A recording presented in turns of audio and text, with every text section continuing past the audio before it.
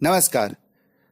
भावनगर से मैं Mehul Kumar primary, secondary, higher secondary और बीएड कॉलेज सब में एक अध्यापक बन के काम किया है और मेरे अनुभव के हिसाब से मैं आज आपको बता रहा हूं कि बच्चों के लिए शिक्षक क्या कर सकता है। अध्यापन अपने आप में एक खोज है और समाज के अनुसार वो परिवर्तनशील होता रहता है, क्योंकि हमारी जो शिक्षा है उसके 3 स्तंभ है। पहला अध्यापक यानी स्कूल्स, दूसरा स्तंभ है पेरेंट्स जो कि समाज से आते हैं और उसके बच्चे हमारे यहाँ पढ़ने के लिए आते हैं, और तीसरा जो स्तंभ है वो है खुद सोसाइटी। तो ये तीनों हमें उन्नत करने चाहिए। अध्यापक अपने आप में एक चिंतनशील इंसान होना चाहिए, जैसे पंडित विष्णु शर्मा हुए, महात्मा चाणक्य हुए, क्योंकि अध्यापक की सोच ही राष्ट्र का निर्माण करेगी। विश्व एक निडम यानी कि पूरा विश्व है वो एक सोसाइटी है, वो एक टीचर ही उसके दिमाग में डाल सकता है। आज के बच्चों को ये पता नहीं कि वो क्या कर रहे हैं। हमें उसको विश्व नागरिक बनाना है, और ये कैसे कार्य करेंगे, ये कैसे संपन्न होगा, हमें ये लगातार सोचना चाहिए। मैं कुछ सोपान आपको बताता हूं। पहला, हम बच्चों को जानेंगे। मेरा कहने का मतलब यह है कि बच्चे हमारे यहां जो आते हैं वो किस किस बैकग्राउंड से आते हैं, उसकी प्राइमरी नीड्स क्या है, वो पहले हमें उसको हेल्प करना चाहिए। और वो जानने के बाद हम बच्चों को अलग अलग प्रवृत्ति देंगे, एक्टिविटीज देंगे। कुछ को हम लीडरशिप देंगे, कुछ बच्चे को सेवा कार्य के लिए लगाएंगे, कुछ को खेल में लगाएंगे, कुछ बच्चे वो श्रमदान करेंगे। ऐसे अलग अलग जिम्मेदारियां बच्चों के रुचि के अनुसार हम उसकी क्षमता बढ़ाने के लिए करेंगे, तो बच्चों को भी आनंद आएगा और समाज में जहां पे हम उसको पहुंचाना चाहते हैं वो भी सिद्ध होगा। ठीक है, चलो दूसरा मेरा ये आपको सोपान बताना है कि बच्चों की जो बेसिक नीड्स रहती है उसको पूर्ण करने के बाद हमें उसको भरपूर प्यार देना है। जितना प्यार उसको गुरु, माता पिता और बड़ों से मिलेगा, उतना ही बच्चा अपने आप में एक विश्वास पैदा करेगा और समाज के लिए भी वो हितकारी होगा। एक क्लाइमेट बनेगा और विश्वासपूर्ण वातावरण बनता जाएगा। तीसरा सोपान मैं आपको ये बताना चाहता हूं कि हमें ना तो सिर्फ बच्चों के ऊपर या हमारे ऊपर फोकस करना है, हमें टोटल सोसाइटी का हेल्थ चाहिए, सामाजिक स्वास्थ्य।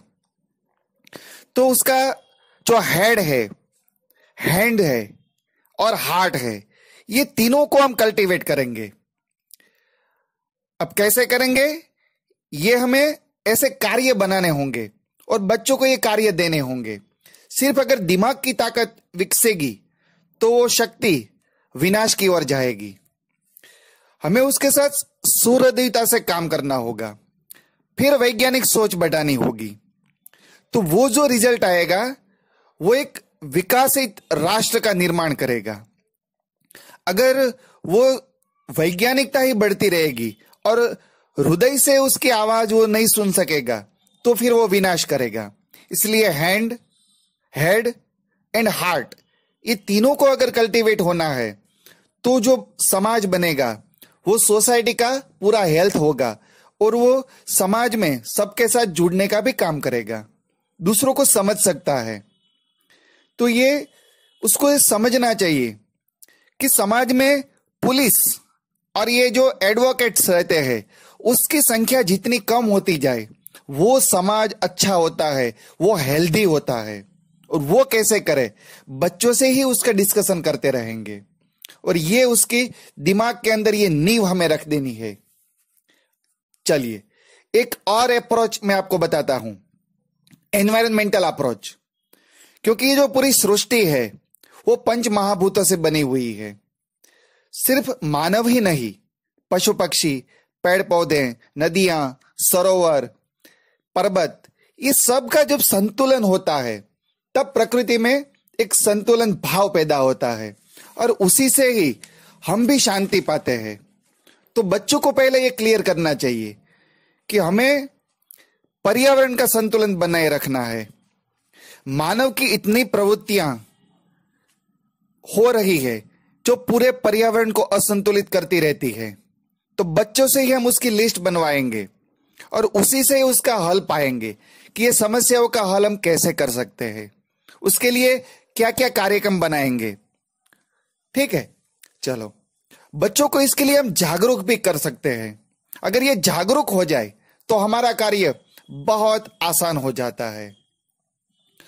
महापुरुषों की जीवनी हम उसे बताएंगे, सुनाएंगे, उसके वीडियोस दिखाएंगे और मेरा पूर्ण विश्वास है कि बच्चे वो देखेंगे, सुनेंगे, जानेंगे तो उसके जो अनुभव है उसमें ये चीज बैठ जाएगी और अवश्य ही बच्चे सही रास्ता चुन लेंगे। एक सोपान और मैं आपको बताना चाहता हूं। आजकल विज्ञान और टेक्नोलॉजी बहुत आगे बढ़ रहा है। आवश्यकता के अनुसार उसका उपभोग करना चाहिए, यह हमें बच्चों को सिखाना है।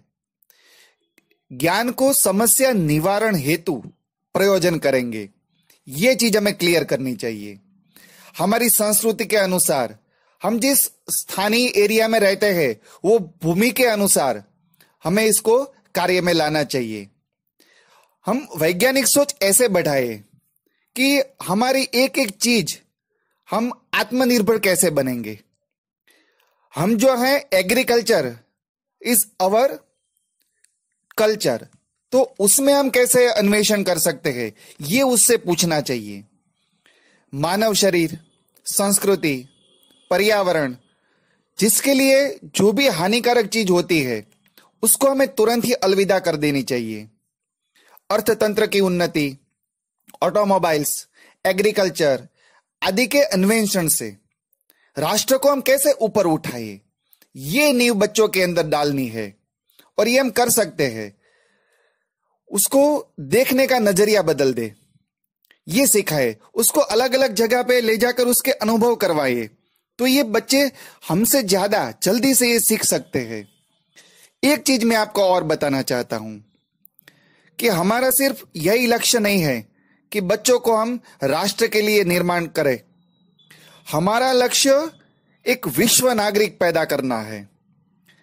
जो भी उसकी सोच है उससे हमें आगे ले जाना है। उसको ये एहसास कराइए कि आप बूंदे नहीं हैं, आप सिर्फ लहर नहीं है, आप अपने आप में एक समंदर है जो कि परमात्मा है और परमात्मा आप ही के अंदर बैठे है। जो आग एक चिंगारी में होती है वही आग सूर्य नारायण के अंदर भी रहती है, तो आप भी वही हो। ये उसको हमेशा, ये लगातार उसको याद करना चाहिए। यत्र भवेत विश्व एक नीडम, ये हमारा लक्ष्य होना है और इसी को हमें साकार करना है। और बच्चों में ये भाव हम पैदा करेंगे तभी ये हमारा कार्य संपन्न होगा और ये हमारा प्रण है। जय जगत, जय जगत, जय जगत।